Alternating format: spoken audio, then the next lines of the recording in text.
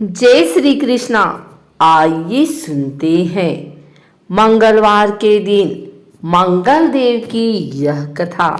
व्यास जी ने कहा, एक बार नैमिषारण्य तीर्थ में 80,000 मुनि एकत्र होकर पुराणों के ज्ञाता श्री सूत जी से पूछने लगे, हे महामुनि, आपने हमें अनेक पुराणों की कथा सुनाई है।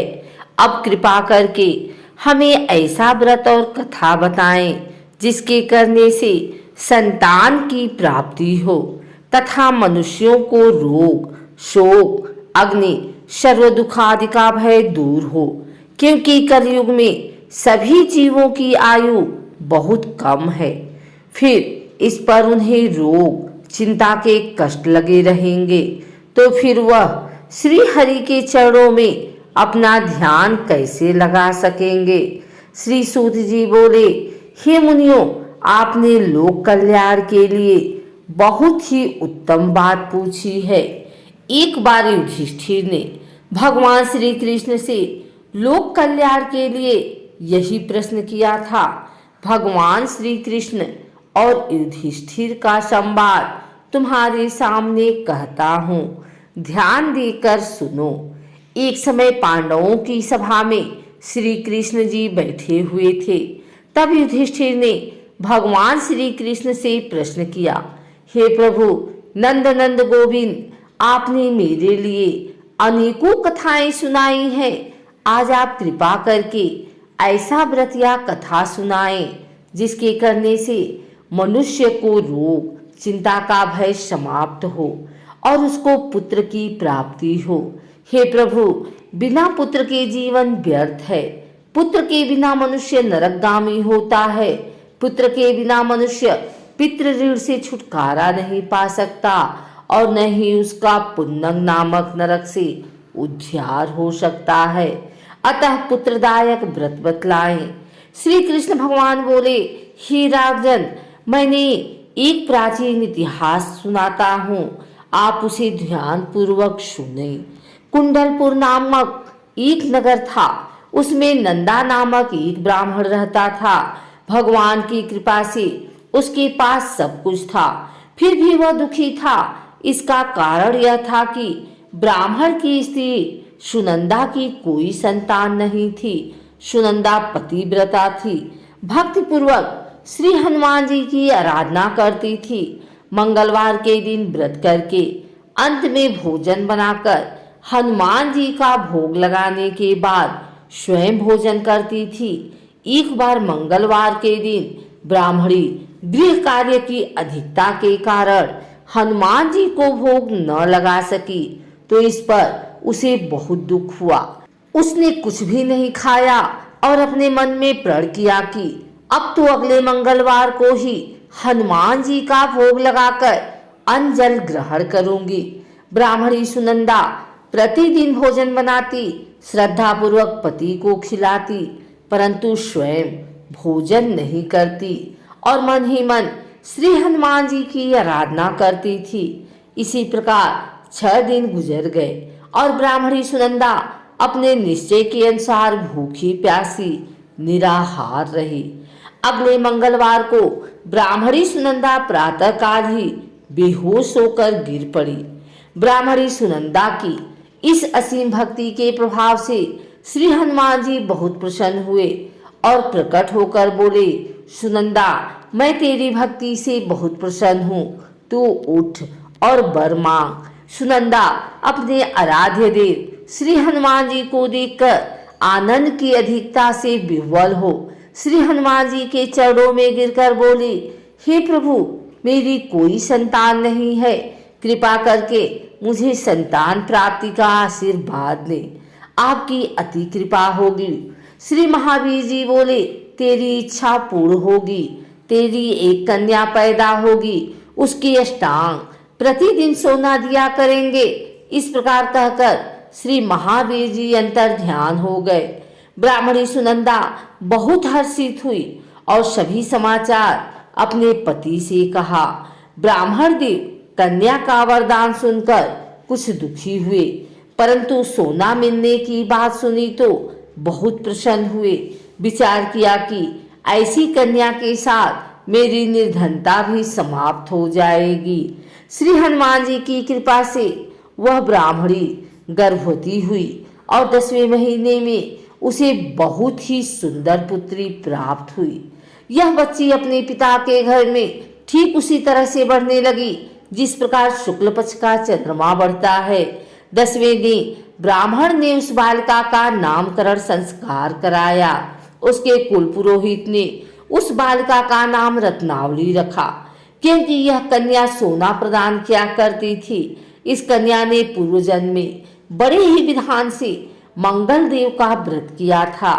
रत्नावली का अष्टांग बहुत सा सोना देता था। उस सोने से नंदा ब्राह्मण बहुत ही धनवान हो गया। अब ब्राह्मणी भी बहुत अभिमान करने लगी थी। समय बीतता रहा। अब रत्नावली 10 वर्ष की हो चुकी थी। एक दिन जब नंदा ब्राह्मण प्रसन्नचित्त था, तब सुनंदा ने अपने पति से कहा, मेरी पुत्री रत्नावली विवाह की योग्य हो गई है, अतः आप कोई सुंदर तथा योग्य वर देखकर इसका विवाह कर दें। यह सुन ब्राह्मण बोला, अभी तो रत्नावली बहुत छोटी है। तब ब्राह्मणी बोली, शास्त्रों की आज्ञा है कि कन्या 8वें वर्ष में गौरी, 9 वर्ष में राहिणी, 10वें वर्ष में कन्या, इसके पश्चात रजस्वला हो जाती है। गौरी के दान से पाताल लोक की प्राप्ति होती है, राहिणी के दान से वैकुंठ लोक की प्राप्ति होती है, कन्या के दान से इंद्रलोक में सुखों की प्राप्ति होती है। अगर हे पतिदेव रजस्वला का दान किया जाता है तो घोर नरक की प्राप्ति होती है। इस पर ब्राह्मणी बोली, अब तो रत्नावली मात्र 10 वर्ष की ही है और मैंने तो 16-16 साल की कन्याओं के विवाह कराए हैं, अभी जल्दी क्या है। तब ब्राह्मणी सुनंदा बोली, आपको तो लोभ अधिक हो गया है। लगता है शास्त्रों में कहा गया है कि माता पिता और बड़ा भाई रजस्वला कन्या को देखते हैं तो वह अवश्य ही नरकगामी होते हैं। तब ब्राह्मण बोला, अच्छी बात है, कल मैं अवश्य ही योग्य वर की तलाश में अपना दूत भेजूंगा। दूसरे दिन ब्राह्मण ने अपने दूत को बुलाया और आज्ञा दी कि जैसी सुंदर मेरी कन्या है वैसा ही सुंदर वर उसके लिए तलाश करो। दूत अपने स्वामी की आज्ञा पाकर निकल पड़ा। पंपई नगर में उसने एक सुंदर लड़के को देखा। यह बालक एक ब्राह्मण परिवार का बहुत गुणवान पुत्र था। इसका नाम सोमेश्वर था। दूत ने इस सुंदर व गुणवान ब्राह्मण पुत्र के बारे में अपने स्वामी को पूर्ण विवरण दिया। ब्राह्मण नंदा को भी सोमेश्वर अच्छा लगा और फिर शुभ मुहूर्त में विधि पूर्वक कन्यादान करके ब्राह्मण ब्राह्मणी संतुष्ट हुए। परंतु ब्राह्मण के मन तो लोभ समाया हुआ था। उसने कन्यादान तो कर दिया था, पर वह बहुत खिन्न भी था। उसने विचार किया कि रत्नावली तो अब चली जाएगी और मुझे इससे जो सोना मिलता था वह अब मिलेगा नहीं। मेरे पास जो धन था कुछ तो इसके विवाह में खर्च हो गया और जो शेष बचा है वह भी कुछ दिनों पश्चात समाप्त हो जाएगा। मैंने तो इसका विवाह करके बहुत बड़ी भूल कर दी है। अब कोई ऐसा उपाय हो कि रत्नावली मेरे घर में ही बनी रहे, अपनी ससुराल ना जावे। लोभ रूपी राक्षस ब्राह्मण के मस्तिष्क पर छाता जा रहा था। रात भर अपनी सैया पर बेचैनी से करवटें बदलते बदलते उसने एक बहुत ही क्रूर निर्णय लिया।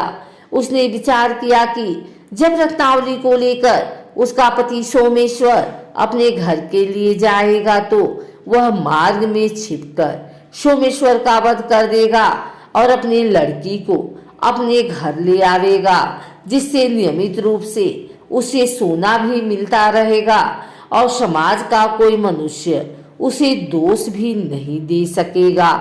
प्रातः काल हुआ तो नंदा और सुनंदा ने अपने जमाई तथा लड़की को बहुत सारा धन देकर विदा किया। सोमेश्वर अपनी पत्नी रत्नावली को लेकर ससुराल से अपने घर की तरफ चल दिया। ब्राह्मण नंदा महालोभ के वशीभूत हो अपनी मति खो चुका था। पाप पुण्य को उसे विचार न रहा।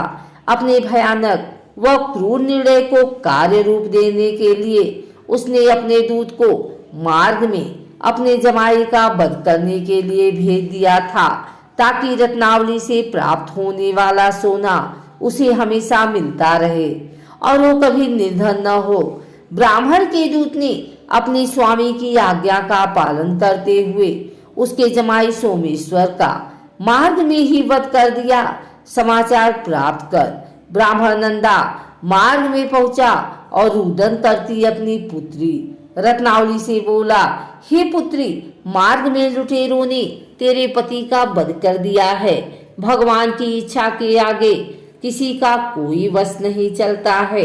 अब तू घर चल, वहां पर ही रहकर शेष जीवन व्यतीत करना। जो भाग्य में लिखा है वही होगा। अपने पति की अकाल मृत्यु से रत्नावली बहुत दुखी हुई।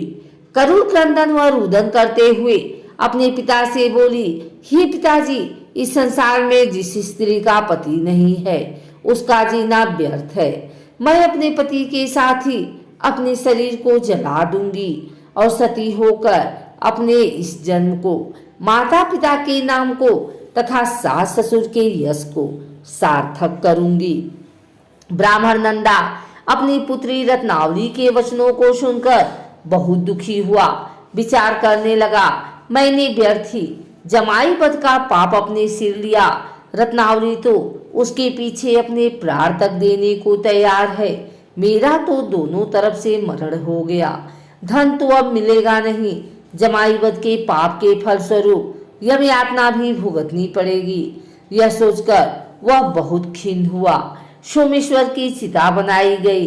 रत्नावली सती होने की इच्छा से अपने पति का सिर अपनी गोद में रखकर चिता में बैठ गई।